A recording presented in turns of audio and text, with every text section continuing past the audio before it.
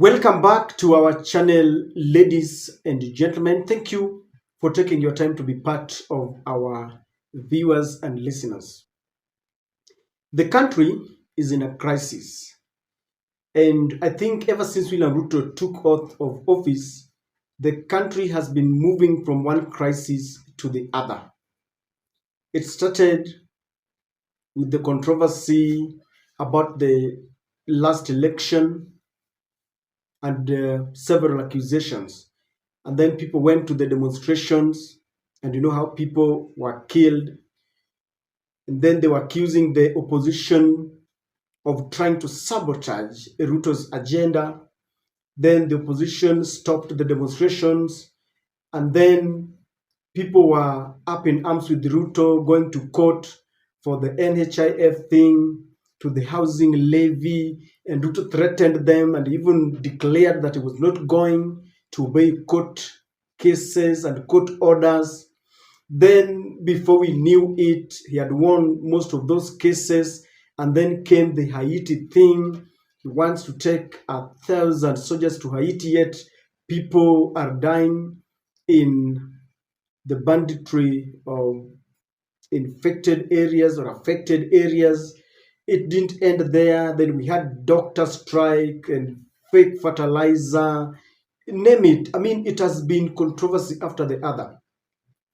A man is known, or a leader is known, the worth of a leader is known when there is a crisis. You cannot determine or judge whether someone is a better leader or a good leader when things are at a normal state. You must find yourself in a crisis to determine the worth of someone. Let me not even go far. In the recent crisis, Ruto appointed Itumbi, and Itumbi was pulling the strings from behind. And you saw how we were being told that there were no fake fertilizers and that this was an Azimio propaganda, and doctors were being threatened here and there. In fact, it took the intervention of investigative journalism when they finally came out with undisputed facts.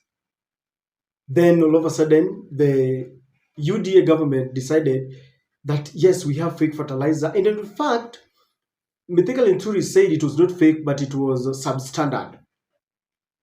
Now, Pauline Njoroge is pointing some facts about this government on how they are trying to handle the recent aircraft crisis. And this is what Pauline Njoroge is saying.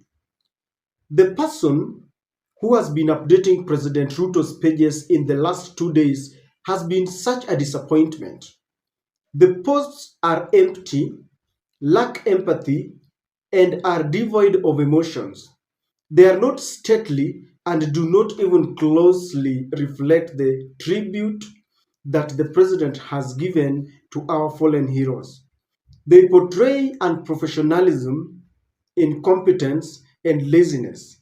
Can't the admin gather a little patriotism and thoughtfulness and do his or her job well for the sake of the country and the president? Pauline Njoroge is simply saying that in a crisis such as this is not fake fertilizer. We have lost lives, not just normal lives, but our gallant soldiers, including our chief of general staff, in a manner that is questionable, in a manner that is very fishy and fictitious, if you ask me. And then Pauline feels that when you're updating as a president of the country, you must show, emotion and empathy. At least you make the country feels that you are deeply saddened. Now, there is one man who has been appointed to handle this crisis, and this man is Oscar Sudi. Oscar Sudi is a very close ally of William Samoei Ruto.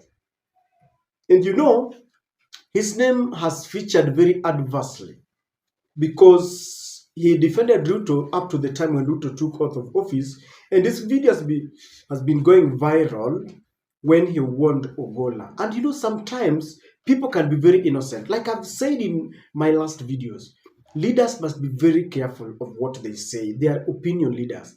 I'm even, where I sit, sometimes Sudi is even innocent. But from those words alone, he cannot escape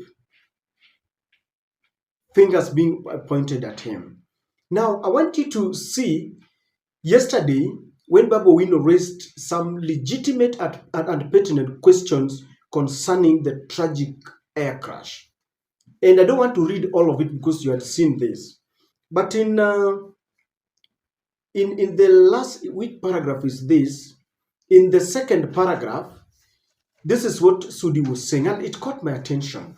And Sudi is saying, we have lost many people through accidents, either by air or by road.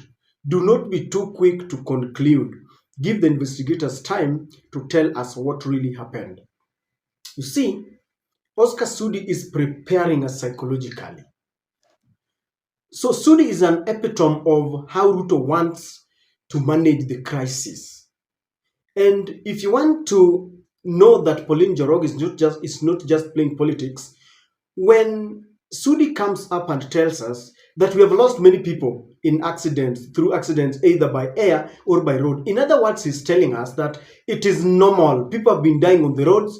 People have been dying on air crash. And so, if General Ogolla died in that plane crash, then there's no problem. It is normal.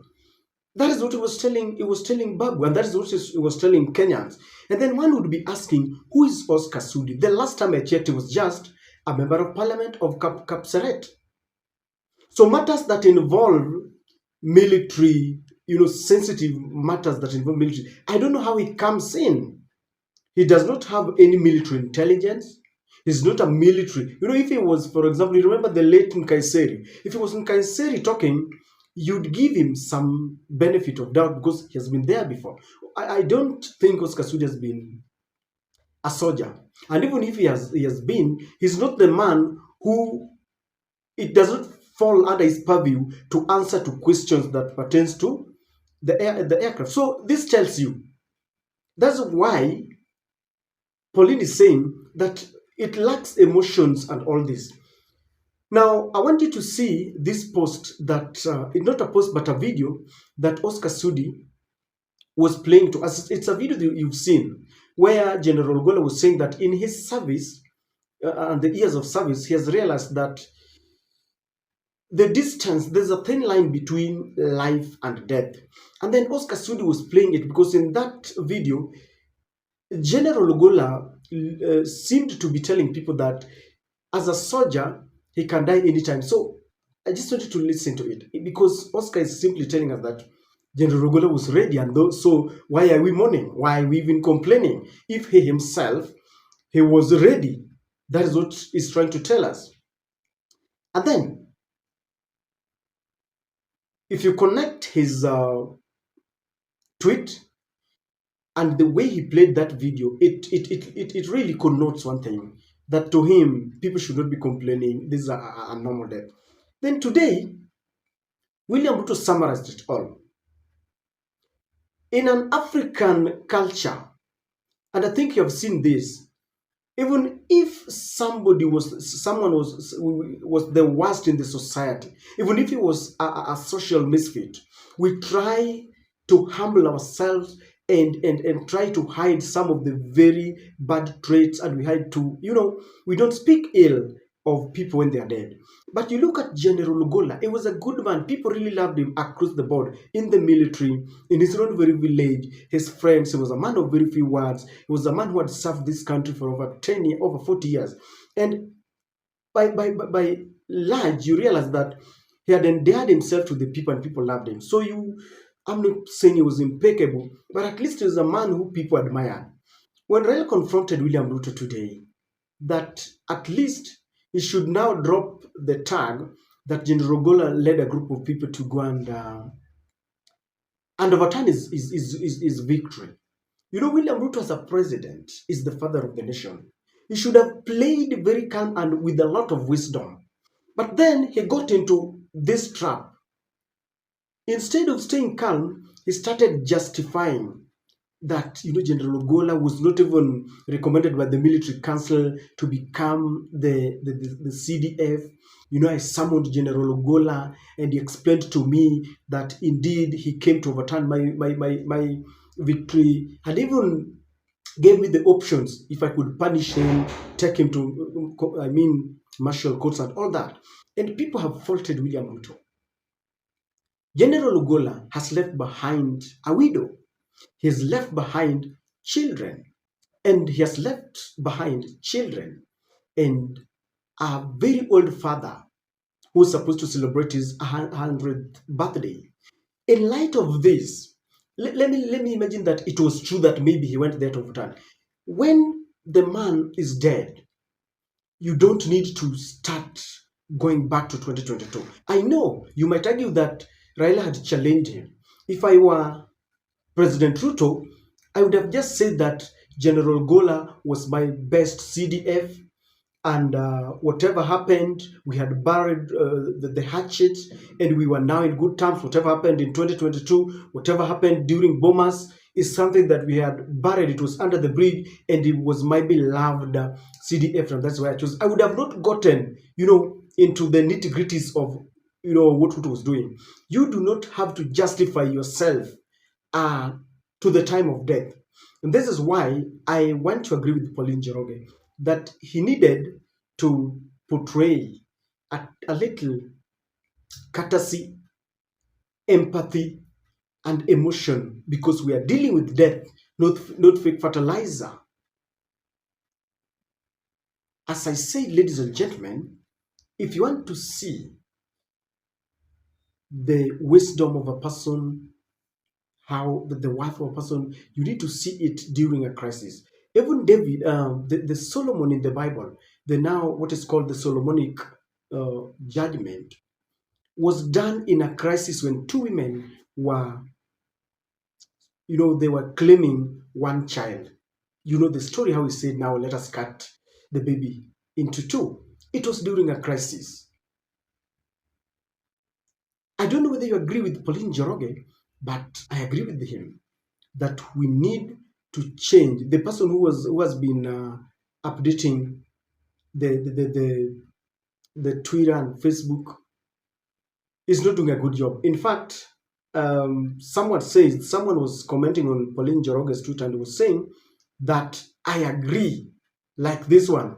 This is one of the posts that William Ruto did, that I am proud I appointed General Ogolla, the Chief of Defense Forces. He deserved it.